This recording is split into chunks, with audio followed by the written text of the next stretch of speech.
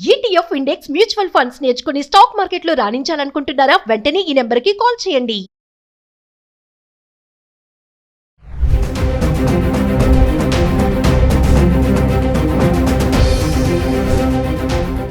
నమస్తే, welcome back to Suman TV. AC, air conditioner, ఏసీని ఎలా వాడాలి, మరి దాని యొక్క కెపాసిటీ ఎలా మెయింటైన్ చేయాలి, అసలు డబుల్ బెడ్రూమ్ ఇంట్లో ఎన్ని ఏసీలు ఉండొచ్చు, కెపాసిటీ ఎలా ఉంటుంది, ఇవన్నీ ఏంటి, ఇవెందుకు మాట్లాడుతున్నారు అనుకుంటున్నారు. రీసెంట్గా చూసుకుంటే హర్యానా, ముంబై, నోయిడాలో ఏసీ కంప్రెసర్లు పేలడము, చాలామంది చనిపోవడం మనం చూస్తున్నాము. రీసెంట్గా హైదరాబాద్లో మణికొండలో అపార్ట్మెంట్లో ఏసీ షార్ట్ సర్క్యూట్ అయ్యి ఒక వ్యక్తి ప్రాణాలు కోల్పోయాడు.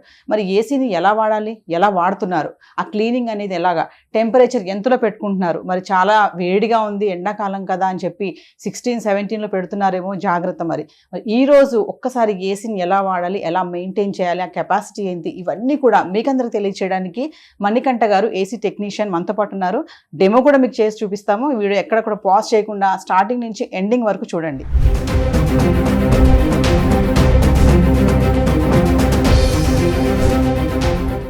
నమస్తే మణికంఠ గారు. నమస్తే మేడం. మణికంఠ గారు, ఈ మధ్య కాలంలో చూసుకుంటే ఎలక్ట్రానిక్ వస్తువులు అనేవి పేలడం అనేది మనం చూస్తూనే ఉన్నాం. మామూలుగా మొబైల్ ఛార్జర్ ఎక్కువ హీట్ అయితే పేలుతుంది అంటారు. అలాగే చూస్తే ఏసీ, ఎయిర్ కండిషనర్ కూడా కంప్రెసర్లో మంటలు రావడము, షార్ట్ సర్క్యూట్ అవ్వడము, చాలామంది ప్రాణాలు పోవడం కూడా మనం చూస్తున్నాం. అంటే ఒక టెక్నీషియన్గా ఈరోజు మా వ్యూవర్స్కి ఏసీని ఎలా మెయింటైన్ చేయాలి, ఆ కెపాసిటీ కానీ, ఆ టెంపరేచర్ కానీ, ఎందుకు ఈ ప్రమాదాలు అన్నీ జరుగుతున్నాయంటే కారణాలు ఏంటంటారు? అదేవిధంగా నేను వచ్చి ఏసీ టెక్నీషియన్గా 15 ఏళ్ళ అనుభవం ఉంది. ఈ మధ్యకాలంలో ఏసీలు పేలిన సందర్భాలు కూడా నిజంగానే ఉన్నాయి. దాని నిమిత్తమే స్టూడియోకి వచ్చి చెప్పడం జరుగుతుంది. ఆల్రెడీ మీకు ఏసీ గురించి తెలిసి ఉండొచ్చు, కానీ నాకు తెలిసినంత తెలియకపోవచ్చు. కాబట్టి ఈ విషయం చెప్పదలుచుకున్నాను. ఏసీ ఏంటంటే అవుట్డోర్ యూనిట్, మేజర్గా కంప్రెసర్ ఒత్తిడికి హై టెంపరేచర్కి గురైతే కనుక కంప్రెసర్ పేలే సందర్భాలు రేర్గా అయితే ఉన్నవి. కాలిపోవడం కానీ పేలిపోవడం కానీ జరుగుతాయి అనమాట. అదేంటంటే మెయిన్గా వెంటిలేషన్, అవుట్డోర్ యూనిట్ నుంచి వచ్చే ఎయిర్, హీట్ ఎయిర్ని అడ్జస్ట్ ఫ్రీగా వెళ్ళిపోయే విధంగా, త్రో ఫ్రీగా ఉండే విధంగా అమర్చుకోవాలి. లేదనుకుంటే ఏంటంటే ఆటోమేటిక్గా ఆ హీట్ ఎయిర్ వల్ల, ఆల్రెడీ ఎండాకాలం హీట్ వల్ల ఎక్కువ హీట్ అయిపోయి హై ప్రెషర్కి లోనే గ్యాస్ పంపింగ్ ఉంటుంది అనమాట. అది కంప్రెసర్ పేలిపోయే సందర్భాలు కూడా జనరల్గా జరుగుతూ ఉంటాయి. దాన్ని బట్టి మనం అవుట్డోర్ యూనిట్ మాత్రం సేఫ్ ప్లేస్లో రూఫ్ పైన పెడితే కనుక కూడా కంప్లీట్ సూర్యరశ్మి పడే విధంగా కాకుండా కొంత షెల్టర్ లాగా పెట్టుకోవాలి. మామూలుగా చూసుకుంటే అండి, ఇప్పుడు డబుల్ బెడ్రూమ్, త్రిబుల్ బెడ్రూమ్ ఉంటుంది కదా, ఈ మధ్యకాలంలో హాల్లో కూడా ఏసీలు పెడుతున్నారు. ప్రతి గదిలో కూడా ఏసీ పెట్టుకుంటున్నారు, హాల్లో కూడా పెడుతున్నారు. అంటే అట్లా అన్ని గదుల్లో ఏసీ పెట్టుకోవచ్చా మనము? సింగిల్ ఫేస్ మీటర్ మీద ఒక 2 ఏసీలు మాత్రమే నడుపుకోవచ్చు మేడం. అది కూడా ఒక 1 టన్ను, ఒక 1.5 నడిపించుకోవచ్చు. ఒకటేసారి 1.5 2 వేసినప్పటికీ కూడా వైరింగ్ కాలిపోయే అవకాశం ఉంది. 3 ఫేజ్ కనుక అయితే కనుక హాల్లో 2 బెడ్రూమ్లో పెట్టుకోవచ్చు. సో మనకి ఒక్కసారి మా వ్యూవర్స్కి ఈరోజు కంప్లీట్గా ఏసీది ఎట్లా మెయింటైన్ చేయాలి, ఏంటి, అవన్నీ ఒకసారి డెమో చూద్దాం. తప్పకుండా మేడం. ఏసీ సర్వీసింగ్ చేయించుకునే విధానం ఏంటంటే, ఇది ఏంటంటే indoor unit, AC outdoor unit, indoor unit 2 రకాలుగా వస్తాయి అనమాట. ఈ ఫిల్టర్స్ రెగ్యులర్గా కంప్లీట్గా వాడుతున్నాము అనుకుంటే మంత్లీ ఒకసారి కంపల్సరీ క్లీన్ చేసుకోవాలి. ఇయర్లీ 2 టైమ్స్ టెక్నీషియన్ ద్వారా పిలిపించుకుని మరీ క్లీన్ చేసుకోవాలి. ఏసీ ఆల్రెడీ డస్ట్ ఎక్కువ పట్టేసిందంటే కూలింగ్ రావడం జరగదు. ఈ ఫిల్టర్స్తో పాటు టెక్నీషియన్ ఏంటంటే కంప్లీట్గా ఈ కూలింగ్ కాయిల్ని కూడా క్లీన్ చేయడం జరుగుతుంది. కంప్లీట్గా ప్రెజర్ పంపు వాడతారు. ప్రెజర్ పంపు వాడి పూర్తిగా క్లీన్ చేసినప్పుడు ఏంటంటే క్లియర్గా ఎక్కువ కూలింగ్ రావడం జరుగుద్ది. అదేవిధంగా కంప్రెసర్లో కూడా ఇక్కడ కూలింగ్ కాయిల్ ఏ విధంగా ఉంటుందో అక్కడ రేడియేటర్ కాయిల్ ఉంటుంది. ఆ రేడియేటర్ కాయిల్ కూడా ప్రెజర్ పంపుతో కంపల్సరీ క్లీన్ చేసుకోవాలి. లేకపోతే ఏంటంటే డస్ట్ ఎక్కువ జామ్ అయిపోవడం వల్ల దాని నిమిత్తం కంప్రెసర్కి లోడు ఏర్పడుద్ది. ప్రెజర్ పెరిగి పేలే సందర్భాలు కూడా ఉంటాయి మేడం. గ్యాస్ తగ్గినా కూడా హై ప్రెషర్ లోన్ అవుద్ది కంప్రెసర్ అనమాట. హీట్ ఎక్కువ ఇదైపోయి కంపల్సరీ పేలే సందర్భాలు ఉంటాయి. రూమ్ కెపాసిటీని బట్టే ఏసీ పెట్టుకోవాలి. ఒక చిన్న ఏసీని తీసుకుని పెద్ద హాల్లో బిగించేసారనుకోండి, దాని నిమిత్తం నడిచి ఎక్కువసేపు దాన్ని మొయ్యలేని భారం వేయటం వల్ల కంప్రెసర్ మీద ఒత్తిడి గురై ఫెయిల్ అయ్యే ఛాన్సెస్ ఉన్నాయి. అందువల్ల రూమ్ సైజుని బట్టే ఏసీ నిర్ధారించుకోవాలి. ఒక 100 ఎస్ఎఫ్టీకి 1 టన్ తీసుకోవాలి, 150 ఎస్ఎఫ్టీకి 1.5 తీసుకోవాలి. ఈ విధంగా ప్రతిదీ క్యాలిక్యులేటెడ్గా రూమ్ సైజుని బట్టే చేసుకోవాలి మేడం. మణికంఠ గారు, ఇప్పుడు షార్ట్ సర్క్యూట్ అయింది కదా మన మణికొండల అపార్ట్మెంట్ లో, అవును మేడం. ఎందుకు ఏసీ షార్ట్ సర్క్యూట్ ఎందుకు అవుతుంది అసలు?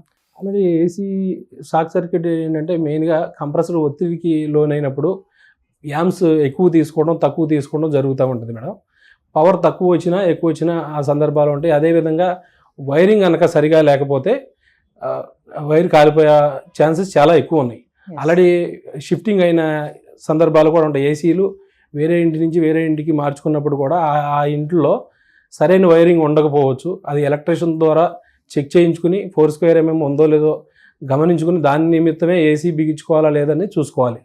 లేదు నిజంగా పవర్ పాయింట్ కనుక సరి లేకపోతే కంపల్సరీ పవర్ పాయింట్ సరి చేసుకున్న తర్వాతే ఏసీని ఇన్స్టాల్ చేసుకోవాలి. ఏసీ ఇప్పుడు పరిసర ప్రాంతాలు శుభ్రంగా ఉండాలనేది ఏ విధంగా అంటారో ఇది ఇంటి దగ్గర ఇంట్లో కూడా ఏంటంటే ఏసీ పక్కన పవర్ సాకెట్కి దగ్గరలో ఏది కూడా ఉండే విధంగా బట్టలు కానీ ఏదైనా వస్తువులు కానీ ఉండకుండా చూసుకోవాలి. ఇంకోటి ఇప్పుడు టెంపరేచర్ ఉంటుంది కదండి, మనకి 16-17 ఉంటాయి. చాలా మంది 17-18 పెడతా ఉంటారు. ఎంతవరకు కరెక్ట్? నైట్ అంతా ఆన్ చేసి పెడతారు ఏసీని కూడా, అది ఎంతవరకు కరెక్ట్ అంటే? కరెక్ట్ కాదు మేడం. అది ఓన్లీ 25-26 degreesలో ఏసీ నడిపించుకుంటే మన శరీరానికి కూడా మంచిది, ప్లస్ పవర్ సేవింగ్ ఉంటుంది. ఏసీకి ఒత్తిడికి గురవదు. ఏసీ ఆల్రెడీ మామూలు కాలంలో కూడా ఏసీ కంప్రెసర్ చాలా హీట్లో వర్క్ చేస్తుంది. అటువంటిది ఎండాకాలం వేడి పెరిగే కొద్దీ చాలా ఎక్కువ వేడితో రన్ అవ్వాల్సిన అవసరం ఉంటుంది. దాని నిమిత్తం ఏంటంటే ఏసీ కూడా మనకి ఏ విధంగా రెస్ట్ అవసరమో ఏసీ కూడా కంపల్సరీ రెస్ట్ అనేది అవసరం మేడం. మనం 25-26 degrees ఈ రేంజ్లో మెయింటైన్ చేస్తే కనుక కంప్రెసర్ ఆన్ ఆఫ్ అవ్వడం అనేది కూలింగ్ వచ్చిన తర్వాత ఆన్ ఆఫ్ జరగడం అనేది జరుగుద్ది, రెస్ట్ దొరుకుద్ది. కానీ 18 degreesలో కనుక రన్ చేస్తే 18 degrees టెంపరేచర్ రూమ్లో రాదు, వచ్చే ఛాన్స్ అయితే సమ్మర్లో ఉండదు. కంప్రెసర్ కంటిన్యూ రన్ అవ్వడం వల్ల కంప్రెసర్ కాలిపోయే సందర్భాలు చాలా ఎక్కువ ఉన్నాయి.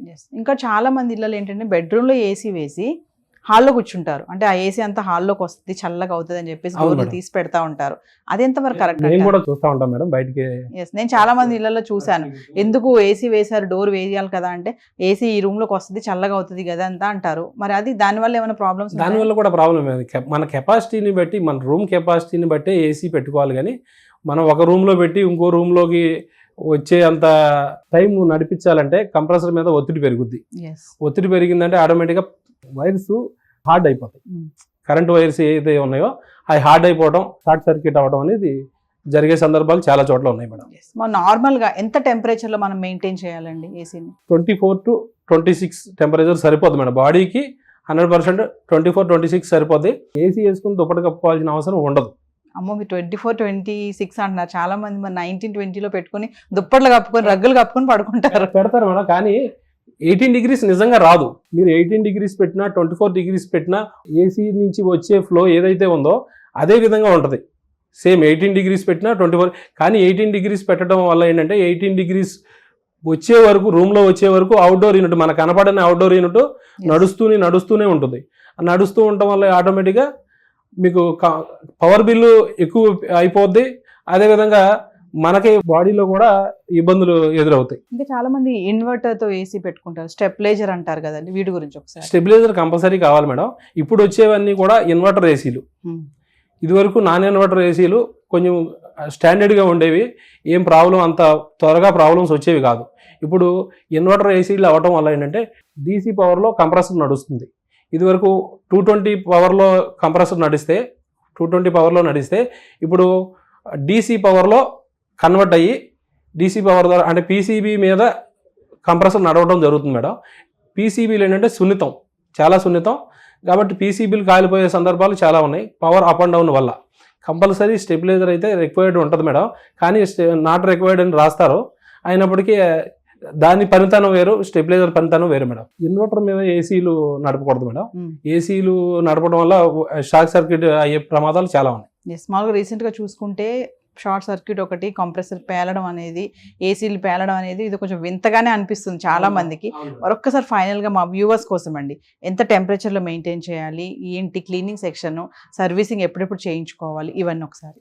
సర్వీసింగ్ వచ్చి మేడం రెగ్యులర్గా వాడే విధంగా ఉంటే కనుక వాళ్ళుగా ఫిల్టర్స్ అయితే టెక్నీషియన్ వచ్చినప్పుడు చూపిస్తాడు. ఓన్లీ ఈ ఫిల్టర్స్ క్లీనింగ్ చేసి కూడా మీరు అంటే కూలింగ్ తగ్గింది అనిపిస్తే కనుక ఫిల్టర్స్ క్లీన్ చేసుకుని మీరు వాడుకోవచ్చు. అదేవిధంగా మినిమం 6 monthsకి కంపల్సరీ టెక్నీషియన్ పిలిపించి outdoor unit, indoor unit compulsory cleaning అయితే మస్ట్ అండ్ షుడ్ మేడం. ఖచ్చితంగా సర్వీసింగ్ చేయించుకోవాలి. చాలా మంది ఇంట్లో వాళ్ళే కూడా క్లీన్ చేసేసుకుంటారు కదా, మాకు తెలుసులే అనేసి. అది ఎంతవరకు కరెక్ట్ అంటారు? అంటే మేడం ఓన్లీ కొంతవరకు మాత్రమే చేయగలుగుతారు. కనీసం 6 months కాకపోతే 1 yearకి ఒక్కసారైనా కంపల్సరీ టెక్నీషియన్ పిలిపించి గ్యాస్ ఏ విధంగా ఉంది, గ్యాస్ లీకేజ్ ఏదైనా ఉందా, సర్వీస్ రిక్వైర్మెంట్, అవుట్డోర్ ఎంతవరకు డస్ట్ ఉన్నదంతా తీసేయడానికి టెక్నీషియన్కి తెలుస్తుంది మేడం. వీళ్ళకి తెలియదు. అందులో పవర్ ఆపకుండా పనిచేస్తే ప్రాణాలకే ప్రమాదం రావచ్చు. మణికంఠ గారు, మామూలుగా అసలు ఏసీ కూలింగ్ ఎలా అవుతుంది? ఏం లేదు మేడం, ఏసీలో రిఫ్రిజిరెంట్ నింపడం జరుగుద్ది. గ్యాస్ R32 గ్యాస్ అనేది నింపడం జరుగుద్ది. ఆ గ్యాస్ కంప్రెసర్లో ఛార్జ్ చేయటం వల్ల కంప్రెసర్ పిస్టన్ వైండింగ్ ఉంటుంది. దాన్ని సర్క్యులేట్ చేసి ప్రెజర్తో పైపుల్లోకి నింపడం ద్వారా కూలింగ్ అనేది ఏర్పడుతుంది మేడం. అది ఇండోర్ దగ్గరికి వస్తుంది. ఆ కూలింగ్ ఇండోర్ నుంచి ఇక్కడ ఫ్యాన్ ద్వారా బయటికి రావడం జరుగుతుంది మేడం. అదేవిధంగా గ్యాస్ లీక్ ఉన్నప్పటికీ కూడా ప్రమాదాలు జరిగే అవకాశం ఉంది మేడం. ఈ గ్యాస్ కూడా కొంచెం ఫ్లేమబులే. కమింగ్ టు పవర్ కెపాసిటీ అండి, పవర్ కెపాసిటీ ఎలా ఉండాలి? ఏసీకి ఏంటంటే ఆటోమేటిక్గా కంపల్సరీ ఎంసీబీలు బిగించుకోవాల్సిన అవసరం ఉంటుంది మేడం. ఓన్లీ ప్లగ్ ఉంది, ప్లగ్లో పెట్టేసేసి ఆన్ చేసే విధంగా కాకుండా డబల్ పోల్ ఎంసీబీ ఉంటే ఏంటంటే న్యూట్రల్ కూడా కంట్రోల్ అవుద్ది. ఫేసు న్యూట్రల్ 2 కంట్రోల్ అవ్వడం వల్ల 2 ఒకటేసారి ఆన్ చేస్తారు, 2 ఒకటేసారి ఆఫ్ చేసుకుంటారు. లేదు అనుకుంటే ఆఫ్ చేసి ఉన్నప్పటికీ సింగిల్ పోల్ ఎంసీబీ అయితే కనుక ఆఫ్ చేసి ఉన్నప్పటికీ కూడా న్యూట్రల్ నుంచి కూడా పవర్ వచ్చిన సందర్భాలు ఉన్నాయి. ఆఫ్ చేసి ఉన్న ఏసీలు కూడా కాలిపోయిన సందర్భాలు కూడా ఉన్నాయి మేడం. ఎస్, మామూలుగా మణికంఠ గారు, ఇప్పుడు ఎలక్ట్రానిక్ వస్తువులు ఏమైనా కొనేటప్పుడు ఆ బ్రాండెడ్ కానీ ఇవన్నీ చూడమని చెప్తా ఉంటారు. కొంతమంది ఏంటంటే తక్కువ రేటుకి వస్తుంది కదా అని కొనేస్తారు, బ్రాండ్ చూడరు. ఏదైతే ఏముందిలే, గాలి అయితే రావాలి కదా, ఇది పని చేస్తే చాలు, మన పనికి ఇది అవసరం అవుతుందా లేదా, నాణ్యతతో మనకు పని ఏంటి, కొద్ది రోజులు వాడతాము పడేస్తామా అన్న ఆలోచనతో కూడా ఉంటారు కదా. అంటే బ్రాండ్ తీసుకోవాలి, ఎలక్ట్రానిక్ వస్తువులు ఏ పడితే కొనేయచ్చు అంటే ఒక టెక్నీషియన్గా మీరు ఏం చెప్తారు? లేదు మేడం, ఏ పడితే కొనేసుకుంటే అది చాలా ప్రాణ నష్టం దాకా తీసుకెళ్లే ఇది విధానం ఉంది. కాబట్టి ఐఎస్ఐ మార్కు ఉన్న వైర్లు కానీ ఏసీల్లో కానీ ఏదైనా బ్రాండ్ కంపల్సరీ తీసుకోవాలి మేడం. ఎందుకంటే రీసెంట్గా చూసుకుంటే మనకి నోటీసెస్ కూడా వచ్చాయి, షార్ట్ సర్క్యూట్ అయ్యే చాలా మంది చనిపోతున్నారు ఈ పవర్ ఫ్లక్చుయేషన్స్ వల్ల కూడా. ఇంట్లో కూడా ఒక్కొక్కసారి పవర్ ఫ్లక్చుయేట్ అవుతూ ఉంటుంది, ట్రిమ్ అయిపోతూ ఉంటుంది కదా, ఇవెందుకు ఎందుకు జరుగుతాయి అంటారు? జాయింట్స్ లేకుండా చూసుకోవాలి మేడం. ఏదైనా ఏసీ కావచ్చు, ఏదైనా మేజర్ ఐటమ్స్ ఎక్కువ జాయింట్స్ ద్వారా వైర్ని రన్ చేస్తే ఆ జాయింట్ కొన్నాళ్ళకి ఊడిపోయి షార్ట్ సర్క్యూట్ అవుద్ది మేడం. అక్కడ ఏదైనా క్లాత్ కానీ కవర్స్ కానీ ఏదైనా ఉన్నాయంటే చాలా ప్రమాదం జరిగే అవకాశం ఉంది. ఇంకా ఫైనల్గా చూసుకుంటా అండి, ఎర్తింగ్ అంటారు కదా, అంటే ఎర్తింగ్ అనేది ఉంటే ఈ షార్ట్ సర్క్యూట్ అనేవి తగ్గొచ్చు అని అంటారా? Earthing compulsory madam. ఎర్తింగ్ అనేది ప్రాపర్ కంపల్సరీ ఉండాలి ప్రతి ఇంటికి. ఏసీకి, గ్లేజర్కి, అదేవిధంగా వాషింగ్ మిషన్కి, పెద్ద పెద్ద ఐటమ్స్ అన్నిటికీ కూడా ఎర్తింగ్ కంపల్సరీ మేడం. కానీ తెలిసినా కూడా చాలా మంది ఈ ఎర్తింగ్ అనేది ప్రతి ఇళ్లలో మనం చూస్తున్నామా అంటే, మీరు చాలా హౌసెస్ విజిట్ చేస్తూ ఉంటారు టెక్నీషియన్ కాబట్టి రిపేర్ చేయడానికి వెళ్ళినప్పుడు, మరి ఎర్తింగ్ లేని ఇల్లు చాలా చూసే ఉంటారు. ఏంటంటే అవగాహన లేక అంటారా, లేకపోతే సమస్య వచ్చినప్పుడు చూసుకుందాంలే అన్న ఆలోచన అంటారా? అదే కదా మేడం, మీరు చెప్పినట్టు సమస్య వచ్చినప్పుడు చూసుకుందాం అని అనుకుంటారు. ఇది పెద్ద సమస్య కాదు అనే విధంగా ఫీల్ అవుతారు. అందులో ఇళ్ళు మారే విధానం ఇవి ఉంటాయి కదా, అయినప్పటికీ కూడా ఎర్తింగ్ ప్రాపర్గా లేకపోతే చాలా ప్రమాదాలకు గురవుతారు, ఇబ్బంది జరిగే అవకాశం ఉంది. మణికంఠ గారు, ఇప్పుడు చాలా మంది ఏసీ ఆన్ చేశాక చాలాసేపు అయినా కూడా అది కూల్ రావట్లేదని చెప్పేసి పట్టించుకోరు, ఆ రన్నింగ్లో వదిలేస్తే అలాగే వాళ్ళ పని వాళ్ళు చేసుకుంటూ ఉంటారు. దానివల్ల కూడా ఏమన్నా ప్రాబ్లమ్స్ ఉంటాయా, ప్రమాదాలు ఏమైనా ఉంటాయంటే? Compulsory madam. ఏసీ కూలింగ్ వచ్చినంతసేపు దానిగా బాగానే పనిచేస్తుంది. కూలింగ్ రావట్లేదు అంటే కంపల్సరీ దాన్ని స్విచ్ ఆఫ్ చేసి అథరైజ్డ్ టెక్నీషియన్ పిలిపించి చేయించుకోవాలి మేడం. ఎందుకంటే ఇండోర్ యూనిట్ అనేది లోపల ఉంటుంది, అవుట్డోర్ యూనిట్లో ఏం జరుగుతుంది అనేది ఎవరికి తెలియదు. నిజంగా అక్కడ షార్ట్ సర్క్యూట్ జరగవచ్చు, లేదు అనుకుంటే కంప్రెసర్ ఆఫ్ ఆన్ అంటే హై యాంప్స్ తీసుకుని వైర్లు ఏదన్నా కూడా కాలవచ్చు, అంటే ఏసీ కూడా చెడిపోయే సందర్భం ఉంటుంది మేడం. ఇంకా చాలా మందికి ఉన్న అలవాటు ఏంటంటే స్విచ్చెస్ ఆపరండి, అది ఏదైనా సరే. మరి ఏసీ వరకు వచ్చి మనం ఏసీ గురించి మాట్లాడుకుంటున్నాం కాబట్టి ఆన్లో ఉన్నప్పుడు స్విచ్ ఆన్ చేసి అది ఆఫ్ చేశాక స్విచ్ ఆఫ్ చేయని వాళ్ళు కూడా చాలా మంది ఉన్నారు. అది ఎంతవరకు కరెక్ట్ అంటారు? కంపల్సరీ స్విచ్ అయితే ఆఫ్ చేసుకోవాలి మేడం. కనీసం అంటే రెగ్యులర్గా రన్నింగ్ పెడుతున్నాము అంటే ఆన్ చేయకపోయినా పర్లేదు, లేదు ఈరోజు బయటికి వెళ్ళేది ఉంది కంపల్సరీ అనుకుంటే కంపల్సరీ ఆఫ్ చేసే వెళ్ళాలి. ఏసీ వాడకానికి కూడా ఒక లిమిట్ ఉంటుందా అండి, లేదంటే మార్నింగ్ టు ఈవినింగ్ వరకు ఏసీ ఆన్ చేసి ఉంచొచ్చు ఇంట్లో? కంపల్సరీ ఏసీకి రెస్ట్ అనేది ఉండాలి, కంపల్సరీ ఏసీ ఆఫ్ చేసుకోవాలి. ఆఫ్ చేసుకోవాలి, కంప్లీట్ రన్నింగ్ గా ఆన్ లో ఉంచకూడదు, కంప్లీట్ రన్నింగ్ చేయకూడదు. థ్యాంక్ యూ మణికంఠ గారు, మంచి సమాచారం అందించారు. అంటే ఏసీ ఎలా వాడాలి, ఏంటి, మరి ప్రమాదాల నుంచి ఎలా బయటపడాలి, రీజన్స్ ఏంటి, ఎంత జాగ్రత్తలు తీసుకోవాలనేది. Thank you very much.